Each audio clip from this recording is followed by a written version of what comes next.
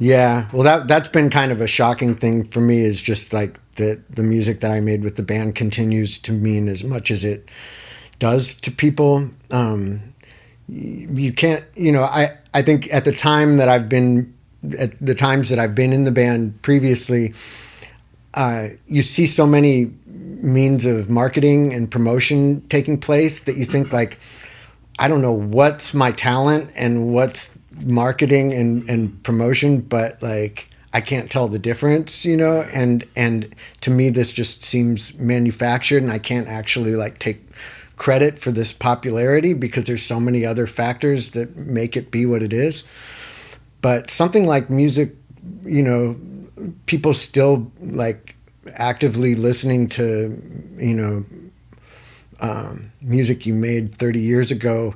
You can't promote your way to that. You can't buy that. You can't spend money to make that happen. Like that's something that's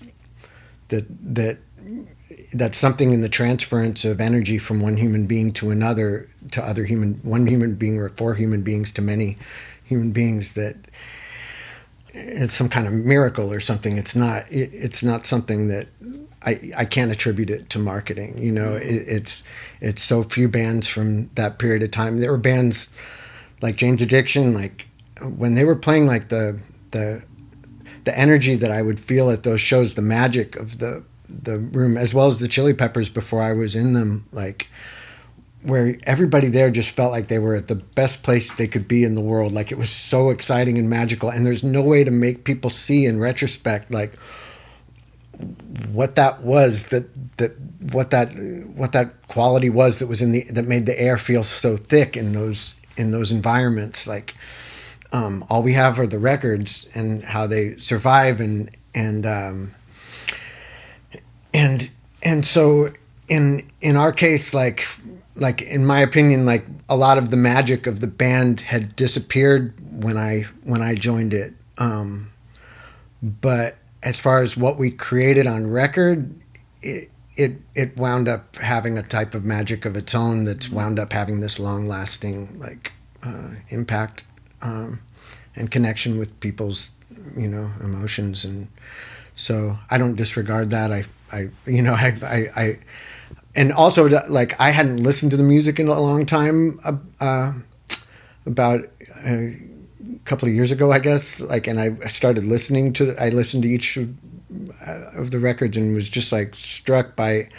I heard the music in a different way now that I have all these years of not being a songwriter and moving sort of away from guitar being my expression, and hearing the music in a way that I wouldn't have been able to had I been in the band this whole time, and just hearing I heard it clearly for the first time. I heard it not as a member, but just as an outsider, and yeah, I loved every part of it in a way that I was, I was too inside of it when I was doing it to be able to hear what was strange about it and what was weird about it or what was unusual.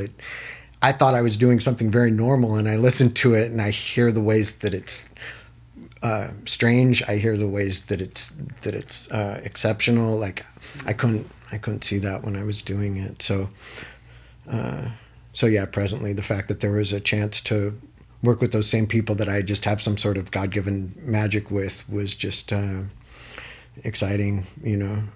As well as like in making electronic music, I have so many different ways of generating musical ideas, and so much perspective on engineering that I didn't have then, because it's only been in the last 12 years that I learned how to engineer music myself. So there's a lot of new things to be able to apply to working with them that are proving to be really interesting and efficient. Yeah. One of the best potentialities of being involved in music at all is like this idea of being able to get out of yourself or participate in something, engage with something that's like bigger than you, like this like larger thing. Yeah. Yeah. Like, it's a certain type of challenge, like, trying to make music that a specific audience is going to think is good, And rock music being something that to my to my ear has been like dying for quite a while and is really like taking its last breaths right now. I it seemed like an interesting challenge to try to make good rock music that's some ideas that people haven't thought of yet. You know, because from a lot of people's perspectives, you would think that when a music is dying, it's because its possibilities have been explored and exhausted. You know, and so I don't feel that way about any style of music. Like I feel like you could still come out with great blues music. You could still come out with great 50s style rock and roll. You could still, you know, I feel like, and like on my eye, especially felt like, you know, there's a lot I can do with the basic idea of jungle that's new and fresh sounding, you know. With the band, it's the same thing. It's like to, in making electronic music, I'm a big collector of like soul records and funk records and stuff from the 60s and 70s. And we have our own sort of way of approaching those styles. It's something that I can only do with those people, you know. Like what Flea's bass playing does to my guitar playing, it's what makes me want to play guitar. I don't really have too much of an interest in it, were it not for that.